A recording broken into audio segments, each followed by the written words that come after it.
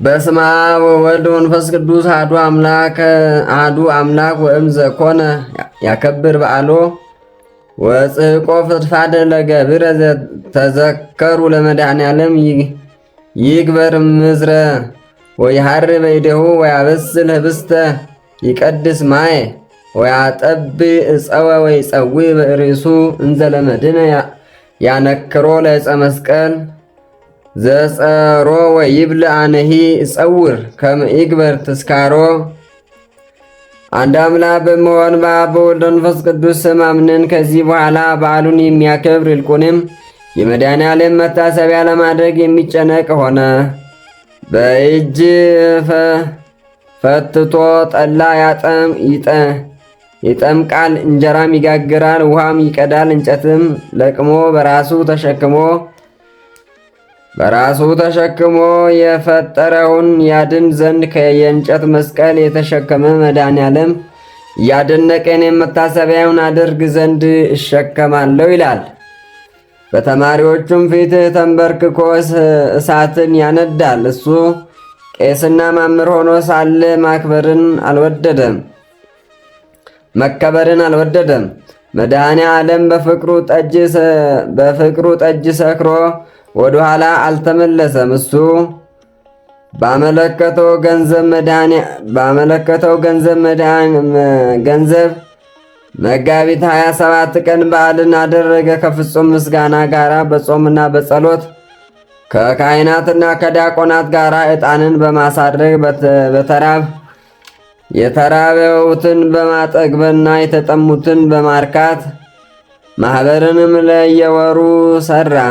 ማኅበርተኞችን በዕጣ ከፍሎ ስለ አምላካቸው ስለ መድኃኔዓለም ስለ ሞቱ መታሰቢያ ኃይላቸው እስከሚደክምና ወዛቸው እስክንጠፈጠፍ አጥንታቸው እስከሚቀጥቀጥና ደማቸው እስክፈስ ድከሙ አላቸው። ጌታችን በወንጌል በአገልጋዩ ስም ቀዝቃዛ ውሃን ያጠጣ እውነት እላችኋለሁ ዋጋው አይጠፋበትም ያለውም ስሙ። በመድኃኔዓለም ስምማ መታሰቢያ ያደረገ በሱ ዘንድ ባለሟልነትን ያገኛል። እንደሱ ነፍሳትን ከሲኦል ያወጣል። ስለ መድኃኔዓለም ስለ ሞቱ ክብርና ስለ እመቤታችን ለቅሶ ስለሚያስደንቅ ሕማሙን ተገዙ ደከሙ። እስኪ አስቡት። ከጻድቃንና ከሰማዕታት መታሰቢያና ከመድኃኔዓለም መታሰቢያ የትኛው ይከበራል? የትኛውስ ይበልጣል? ይህንንም ሰርታችሁ ብትኮነኑ ስለ እናንተ እኔ ይኮነነኝ። ነገር ግን ከተከራካሪ ከክፉ ሰዎች አነጋገርና ከሰይጣን መነሳሳት የተነሳ አትታወኩ፣ ከዓለምም ፊት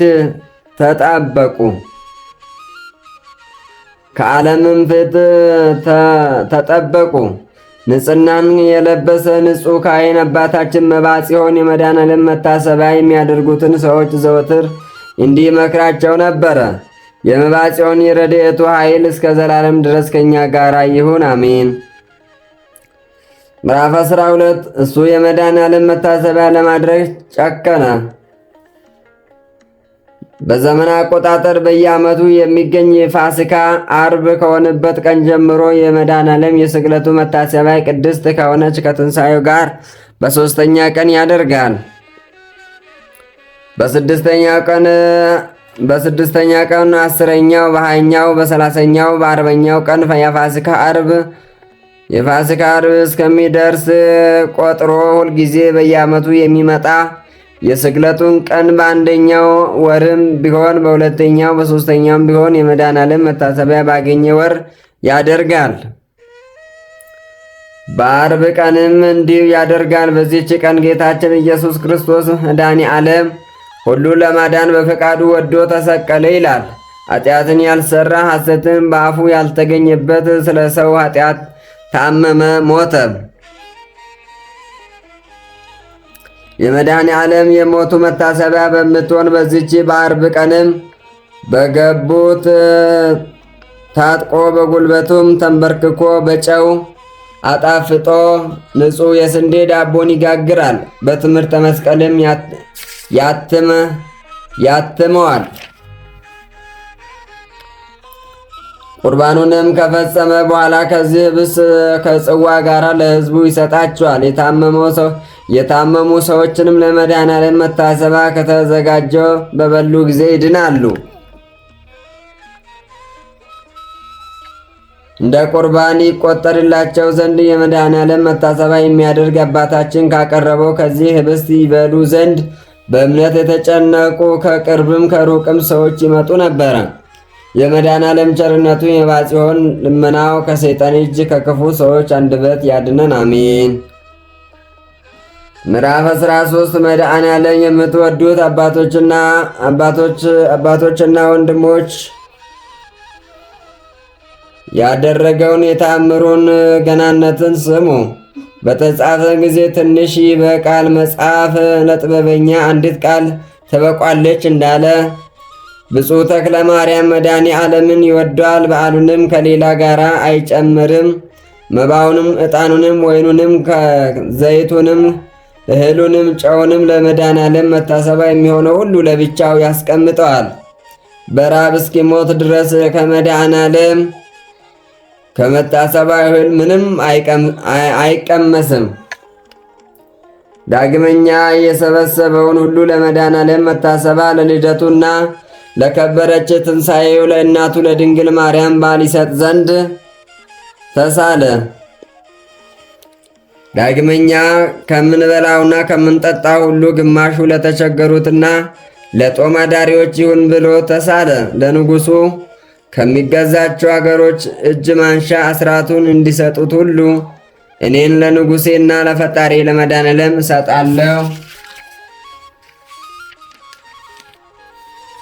ይህ የመድኃኔዓለም ፋንታ ነው ብሎ ከማዕዱ ከፍሎ አስቀመጠ። ከቤቱም ሳለ ወደ ሌላ ቦታ ሲሄድም ቢሆን አስቀድሞ ለነዳያን ሳይሰጥ አይበላም። በየዕለቱም አያስታጉልም። መንግሥተ ሰማያት የሚያገባውን የተስፋውን መንገድ እየጠረገ የመድኃኔዓለም በዓል ባቀረበ ጊዜ በጾምና በጸሎት 7 ቀን ይመላል። ሆዱን ሳይጠግብ ራሱን ሳስተኛ በፍጹም ለቅሶ ነው እንጂ ምድርን እስኪያርስ ድረስ ከዓይኖቹ እንባውን ያፈሳል። ዳግመኛ በውኃ ያይደለም በእንባው እግሩን ያርሳል። ከለቅሶው ብዛት የተነሳ እስኪጠፉ ድረስ ዓይኖቹ ታመሙ። እመቤታችን ማርያም ብርሌ የሚመስል ጽዋ በእጇ ይዛ መጣች። ወዳጄ ተክለ ማርያም ሆይ ስለ ልጄ ፍቅር ለታመሙ ዓይኖች መድኃኒት እሰጥ ዘንድ እነሆ መጣሁ አለችው።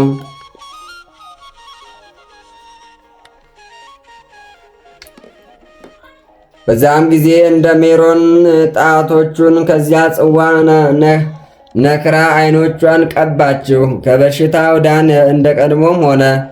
ከዚህችም ዕለት ጀምሮ ሕማም አላገኘውም። ስለዚህ ነገር ከሱ ርቃ የምትኖር እመቤታችን ማርያም ዘወትር የምትጎበኛት አንዲት ሴት ምስክር ሆነች። ከዕለታት በአንድ ቀን ወደ እርሱ መጥታ እመቤታችን ማርያም ለዓይኖች መድኃኒት ስትኩል አየው አለችው። እውነትሽ ነው፣ አንቺ እንዳየሽ አየው አላት። መድኃኔዓለም እናቱ ቅድስት ማርያምን አመሰገናቸው። ከዚህ በኋላ በጾምና በጸሎት ፊቱን በመጻሕፍት ጀርባውን በጅራፍ በመግረፍ እግዚአብሔርን አገለገለው። ስለዚህም ነገር መድኃኔዓለም ኃይልና ረድኤትን ይቀበላል። በተቀደሰች በአርባ ጾምም የመድኃኔዓለም ግርፋት እያሰበ 100 ጊዜ ሰውነቱን ይገርፋል። ዳግመኛ በሕማማት ከእልፍ በሚበዛ ሰውነቱን ይገርፋል። ጀርባውን ግርፋት የተነሳ ደሙ ከመሬት እስኪወርድ ድረስ ልቡንም አጥቶ ከምድር ላይ ወደቀ። የመድኃኔዓለም መከራውን አስቦ ወደ ሞት እንደሞተ ሆነ።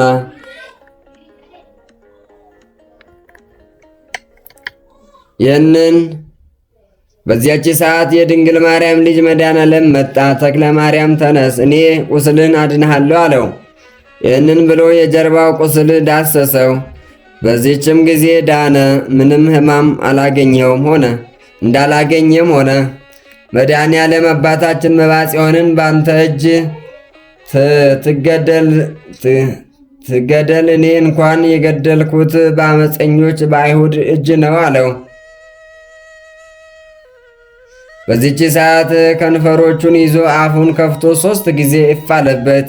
የከበረ ትንፋሴም ከትንፋስ ጋር ይጨመር፣ ሥጋዬም ከነፍስ ጋር የከበረ ይሁን አለው። አንተ በላዩ እፍ ያለበትም የተቀደሰና የከበረ ይሁን አለው። እንዲህ ብሎ ሕፃኑ መድኃኔዓለም ወደ ድንግል እናቱ ታቀፈ። ጡቷንም ጠባ፣ ለሱም የግራ ጡት አጠባው። ብፁዕ ተክለ ማርያም አይቶ ለሰው ፈጽሞ የሚያስደንቅ ነገር ነገረው። ቅድስት ድንግል ማርያም ፈገግ አለች፣ ስለ ልጇ ስለ ፍቅሯ ገናነትም ተደሰተች። የድንግል ማርያም ልጅ መድኃኔዓለምም መባጽዮንን ስለ ሕማሜ ታመሃልና ስለ ሞቴም ሞትሃልና ስለ ክቡር ደሜም ደምን አፈሳልና እንደ ወደድከኝ እኔም ወዳለሁ፣ ሁልጊዜም ካንተ አልለይም። አንተን የወደደ እኔን ወደደ፣ አንተንም የጠላ እኔን ጠላ፣ ያልከኝንም ጠላ እኔን የላከኝንም ጠላ። እኔ እንደ ጠሉኝ እንደ አይሁድ እንደ እነርሱ ይሁኑ። ነፍስን ከሥጋ ተለይታ በምትወጣበት ቀንም ለሌላ አልሰጣትም፣ እኔ እቀበላታለሁ እንጂ። ወደ አንተም የደረሰ ሁሉ ወደ ቤተ ክርስቲያን የመጣ በአንተም የተማጸነ በእጅም የተባረከ የራቁንም ይቅረቡንም ሰው የሩቅንም የቅርቡንም ሰው እምርልሃለሁ። እኔ ኢየሱስ መድኃኔዓለም በእኔና በእናቴ ማርያም በማይታበል ቃል ኪዳን ሰጠው። መሐላዬንም አላስጎደልብህም። አባታችን መባጽዮን ይህን ሰምቶ ፈጽሞ ተደሰተ። ያለ ቸርነቱ በቀር በጎ ሥራ ለእኔ ኃጢአተኛው ይሄን ሁሉ ስላደረክልኝ ለእግዚአብሔር ምን እከፍላለሁ? አለ። ነገር ግን እስከ ዘላለሙ ድረስ ስሙ የተባረከ ይሁን፣ አሜን። ምዕራፍ 14 ወዳጆች፣ የክርስቲያን ወገኖች ሆይ መድኃኔዓለም ያለውን እንግዲህ ስሙ። በእንጀራም ሆነ በውሃ ሆነ በበግም መታሰቢያ የሚያደርግ ስቅለቴንና ሞትን ትንሣኤንም አስቦ መብራትና ስንዴን ከልቡ አንቅቶ ለቤተ ክርስቲያን የሚሰጥ የማይታበል ቃሌ እውነት እላችኋለሁ እስከ 12 ትውልድ እምርለታለሁ። አባቱንና እናቱን ዘመዶችን ወደ ላይ እስከ 19 ትውልድ እምርለታለሁ ያለው ስሙ። ዳግመኛ የእኔ መታሰቢያ የሚያደርግ እህልም ቢያጣ ያበደረውና በችሎታ የተረዳው እንጨትና እህል ውሃውንም የሰጠው እስከ 7 ትውልድ እምርለታለሁ። ሁሉም በእምነት ይድናል። ያለ እምነት ግን ከነቢያትና ከሐዋርያት ከጻድቃን ከሰማዕታት ከቅዱሳን ሁሉ የዳነ የለም። በወልድ ያመነ የዘላለም ሕይወት አለ። በወልድ በመድኃኔዓለም ያላመነ ግን ሕይወት መንግሥተ ሰማያትን አያትም። የእግዚአብሔር መቅሰፍት በላዩ ይወርዳል እንጂ እንዳለ በወንጌል። አሁን በልብ ጨካና አምኖ መታሰቢያን ያደረገ በእኔና በአባቴ በመንፈስ ቅዱስ በእናቴ በማርያም ዘንድ ስለ ሰው ፍቅር ከሰማይ ስለወረድ ክብርና ባለሟልነትን ያገኛል። ስለዚህ ነገር የመድኃኔዓለም በዓሉን በየወሩ በ27 ቀን መታሰቢያውን አድርጉ። ዳግመኛ የጥምቀት በዓል አክብሩ። ይኸውም ወደ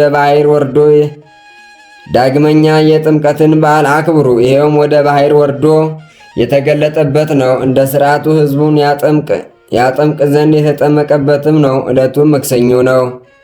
በዛን ጊዜ ጌታ በክብር ከቅዱሳን መላእክት ጋር ወደ ባሕር መጣ። ቅዱሳንም ሁሉ ከበረሃ ከዋሻ ከተራሮችን ተሰበሰባቸው። ከነሱም በደመና የመጣ አለ፣ በንፋስም ክንፍም የመጣ አለ፣ የወርቅ ጫማም ያለው አለ። የሁላችሁም መልካቸው እየራሳቸው ነው። ታላቅ ጉባኤ ሆነ። ከፍ ያለ ስጦታም ባሕሪቱ ከሁለት ተከፈለች፣ አንዱ እሳትን አንዱም ውሃ ሆነ። ጌታችን መድኃኔ ዓለምም ከእሳቱ ውስጥ ገባ። ከዚህ በኋላ ከዚያ ከመጡት ሁለቱ ቅዱሳንና መብዓ ጽዮንን አጠመቃቸው። ከእሳቱም መጥቶ እጁን በአባታችን በተክለ ማርያም ራስ ላይ አኖረ። ከዚያም የመጡትን ሁሉ ያጠምቅ ዘንድ አዘዘው። በመድኃኔዓለም ችሎታ ተፈጸመ። ዳግመኛም አንዱን ካህን ያጠምቅ ዘንድ አዘዘው። በዚያም ውሃ ሴቶችንም ወንዶችንም ሕዝቡንን ያጠምቅ ዘንድ በከበረ በጥምቀት ውሃም አከበራቸው። በየሀገራቸውም ገቡ።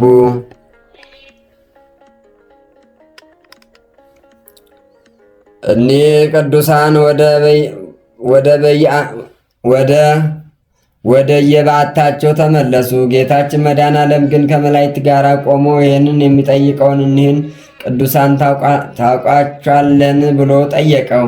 ስንቱን ቅዱሳን አውቃቸዋለሁ፣ የማውቃቸው አሉ፣ የማላውቃቸውም አሉ አለው። የማውቃቸው ስማቸውን ጠራ። ሁለተኛ አባታችን መብዓ ጽዮን መድኃኔዓለም የጥምቀት ጸጋ ተሰጣቸውን ከኃጢአታቸው ነጹ አለው። ፈቃዱ እንደሚያደርግለት ለመብዓ ጽዮን እነዚህ ቅዱሳን አስራት ሰጠው። ቅዱሳንን ያጠምቅ ዘንድ አዘዘው። የአምላካችን ስሙ ይክበር፣ የረድኤቱ ኃይልም የክርስቲያን ወገኖች ያድነን፣ አሚን። የሰማነው በልቦናችን ያሳድርብን። እግዚአብሔር አምላካችን ሀገራችን ኢትዮጵያ ሰላም አድርግልን፣ የታመሙትን በምሕረቱ ይማርልን፣ የተሰደዱትን ለሀገራቸው ያብቃልን። የአባታችን የመብዓ ጽዮን በረከት ረድኤትን ያሳድርብን። የአባታችን የመድኃኔዓለም ቸርነቱ መሐሪነቱ ይቅርባይነቱ አይለየን። ከዚህ በመቀጠል ደግሞ ታምረ መድኃኔዓለምን እንሰማለን ማለት ነው።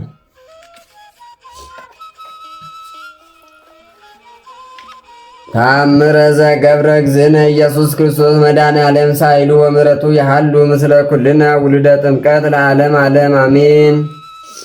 ይቅርታውና ምሕረቱ ከሁላችን የጥምቀት ልጆች ጋር ይሁንና ጌታችን ኢየሱስ ክርስቶስ መድኃኔዓለም ያደረገው ተአምር ይህ ነው። አባታችን ዘራ ብሩክ መድኃኔዓለም እንደወደደውና በየወሩ በ27 ቀን በዓሉን እንደሚያከብር በ16 ቀንም ኪዳነ ምሕረትን እንደሚያከብር እነሆ እነግራቸዋለን።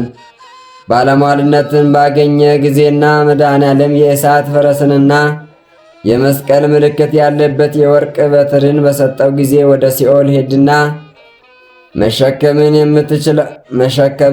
የምትችለውን ያህል ነፍሳትን አውጣ አለው። ሄዶም ወደ ሲኦል ገባ። ነፍስ በነፍስ ላይ እንደ ንብ እየተጨናነቁ በሰውነቱ ላይ ተዘሉ። ነፍሳትንም ይዞ ሲወጣ አንድ ኃጢአተኛ ዛራ ብሩክ ብቻዬን ቀረው አውጣኝ አለው። ዛራ ብሩክን ወደ እሱ ተመልሶ ሳበው። ስም ክፈትልን ጋራ እንደሚጣበቅ ከሲኦል ሲም ከፍትል ጋራ እንደሚጣበቅ ከሲኦል ጥልቅ ጋራ ተጣብቆ እምቢ አለ። የእሳቱ ነበልባልም ዛራ ብሩክን አቃጠለው፣ እሱም ተወው። ክብር ይግባውና የእነዚህ ነፍሳት ይዞ ወደ ጌታው ወደ መድኃኔዓለም ሄደ። ሄዶም ጌታዬ ሆይ አንዲት ነፍስ ስሜን እየጠራች ቀርታለች፣ ማራት አለው። መድኃኔዓለምም ዛራ ብሩክ ሆይ በእኔ ዘንድ ባለሟልነትን ብታገኝ ጥንባሆ የሚጠጣውን ማር ትለኛለህ አለው። መድኃኔዓለምም ዛራ ብሩክ ሆይ በእኔ ዘንድ ባለሟልነትን ብታገኝ ትንባሆ የሚጠጣውን ማር ትለኛለን አለው። እሱም ጌታዬ ሆይ ይችን እንጨት በምን ትከፋለች? ከሁሉ ኃጢአትስ በምን ትበልጣለች አለው። መድኃኔዓለም የዚችን እንጨት ሥራ በዓለም እርሻ ሰይጣን እንደ ዘራት አልሰማህምን አለው። እነሆ እነግራቸዋለሁ፣ ስሙ። ሐዊ የሚባል የፈጣሪውን ሕግ የሚጠብቅ አንድ መምህር ነበረ። በአርብ ቀንም ወደ ሰማይ ይሄዳል። በቀዳሚት ሰንበታትና በይሁድ ከፈጣሪው ጋር ይነጋገራል። በሰኞ ቀንም ወደ ቦታው ይመለሳል። ለሀገር ሰዎችም በጉባኤ ይነግራቸዋል። በአዋጅ ነጋሪ ቃልም ይሰበሰባሉ። ይቺ ሀገር ትልቅ ናትና እስከ አርብም ያስተምራቸዋል።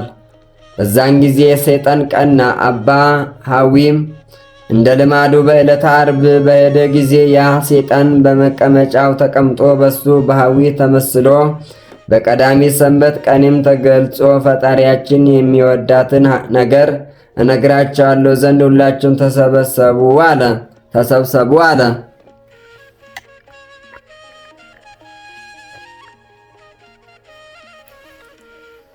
ሁላችሁም ተሰበሰቡ። አባቶይ ያለ ልማድ ዛሬ ለምን መጣህና ጠራህን? አሉት። ያ ጠላት ዲያብሎስም ጌታዬ ለሕዝቦቼ እዚያችን በቤት አንጻር ያላቸው እንጨት ቅጠል በጥርሳቸው ይጨምሩ ዘንድ በአፋቸውም ያጤሱ ዘንድ ዛሬ ካልነገርካቸው ወዳጅ አይደለም አለኝ አላቸው። ይህችንም እንጨት ባያት ጊዜ እንዲያደረገ ሔዋንን በእንጨት እንዳሳታት አሳታቸው። ዛሬ እንደሚያደርጉት የትንባሆ ዕቃን አደረጉ። ቅጠሏንም አምጥቶ ቀጥቅጦ በእሳት አጥሶ ትንሹም ትልቁም የከበረውን የጎስቋላውን ሁላችሁም ጠጡ። ሐዊም በሰማይ ሳለ በጸጋ አውቆ አዘነ። ነገር ግን ስለ ሰንበታት ክብር ብሎ አደረ። ሰኞ በነግም ሐዊ መጣ። ሰይጣንም እንደ ጢስ በኖ ጠፋ። እሱም ሰብስቦ ይህንን ማን አስተማራቸው አላቸው። አንተ ነህ አሉት። ሰይጣን ነው እንጂ እኔ አይደለውም፣ ከዛሬ ጀምሮ ተው አላቸው። ትናንት ጠጡ ዛሬ ተው ይለናል ብሎ እምቢ አሉት። እሱም አወገዛቸው። በእርሻቸው የዘራት በአፉም የጠጣት በእጁም የያዛት የተረገመ ነው አላቸው። ጋኔኑም በቅሉ ውስጥ ሆኖ ይነጋገራል። በውጭ ያሉትን አጋንንትን ይጠራቸዋል። በዚህ ሰዓት የተውም አሉ፣ እምቢም ያሉ አሉ። ከዚህን ጊዜ ጀምሮ ያቺ እንጨት ተረገመች። ሰውም በጠጣት ጊዜ የ5 ቀፎ ሙሉ ንቦችን የሚያህሉ አጋንንት ይመጣሉ። ሰውም በጠጣት ጊዜ የ5 ቀፎ ሙሉ ንቦች የሚያህሉ አጋንንት ይመጣሉ። በሁለቱ ዓይኖቹ ውስጥ፣ በሁለቱ አፍንጮች፣ በሁለቱ ጆሮዎች በታች በሰጋራ መውጫም በአፉም ከዚህ ሁሉ እንደ ቀፎ ንብ ይገባሉ ይወጣሉ። ትምክህትን፣ ትዕቢትን፣ መግደልን፣ ስርቆትን፣ ክፉን ሁሉ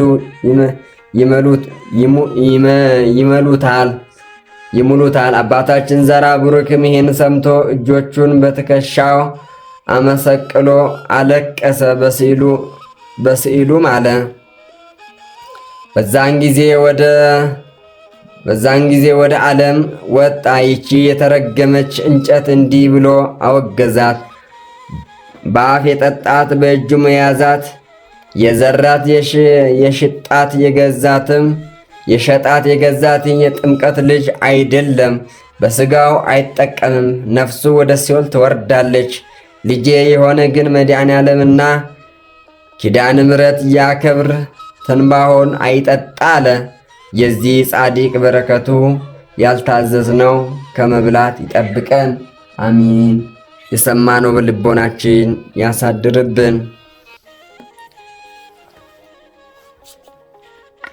እግዚአብሔር አምላካችን ከዚህ ካልተፈቀዱ ከሚበሉና ከሚጠጡት እግዚአብሔር አምላካችን ይሰውረን።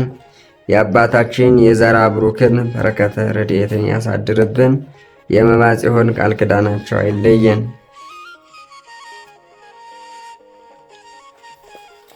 አሁን ከዚህ በመቀጠል ደግሞ የአባታችን የመባጽዮንን ታምር እንሰማለን። ታምር አቡነ መባጽዮን።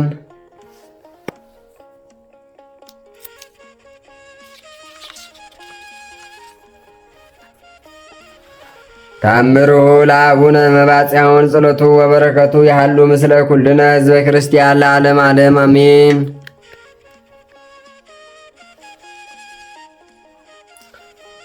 ልመናው አማላጅነቱ ከሁላችን ከሕዝበ ክርስቲያን ጋር ይሁንና የአባታችን የመባጽዮን ታምር ይሄ ነው። አንዲት ሴት መጥታ ከአባታችን ተክለ ማርያም በጸሎት ያስበኝ ከቅዱሳን ሁሉ ደርሼ ሐሳቤ አልተፈጸመልኝምና ዝናዬንም በሰማው ጊዜ በጸሎት ትረዳኝ ዘንድ ወደ አንተ መጣሁ አለችው። በእነሱ ዘንድ የደከምሽበት የቅዱሳን የእግራቸው ትቢያ መጠን ያህል የማልሆን እኔ በደለኛ ነኝ። ጭንቀትሽስ ምንድን ነው አላት። እኔ መካን ነኝ፣ ከባሌ ጋራም ብዙ ዘመን ኖርኩ፣ ፈጽሜ አልወለድኩም አለችው። ልጅ ብሰጥሽ ለመድኃኔዓለም መታሰቢያ ትሰጫለሽ አላት። አዎ እንዳልከኝ ይሁን አለችው። ከመድኃኔዓለም ከመታሰቢያ እንጀራውን አበላት። እሷም በማመን በላች። ከሱም ተባርካ የነገራትንም አምና ወደ ሀገሯ ሄደች። ከ2 ዓመትም በኋላ 2 ልጆችን ይዛ ወደ እሱ መጣች። አባት ሆይ በጸሎት የወለድኳቸው ልጆች እነኋቸው አለችው። አባታችን ተክለ ማርያምም አይቶ ፈገግ አለ። ክብር ይግባውና መድኃኔዓለምን አመሰገነ። ልጆቹ ተቀብሎ በላያቸው ባረከ፣ በፊታቸው እፍ አለ። እናታቸው እኒህ ልጆች ባደጉ ጊዜ ወደ እኔ አምጫቸው፣ ቢሞትም ይስማሽ ዘንድ እንደተሳልሽው ለመድኃኔዓለም መታሰቢያ ስጫቸው አላት። ከዚህ በኋላ ሰጣት። እሷም ልጆቿን ይዛ በስደት ወደ ቤቷ ሄደች። የመባጽዮን ጸሎቱ ይደረግልን፣ በረከቱ ይድረብን፣ አሜን። የሰማነው በልቦናችን ያሳድርብን። እግዚአብሔር አምላካችን ሀገራችን ኢትዮጵያ ሰላም ያድርግልን። የታመሙትን በምሕረቱ ይማርልን። የተሰደዱትን ለሀገራቸው ያብቃ።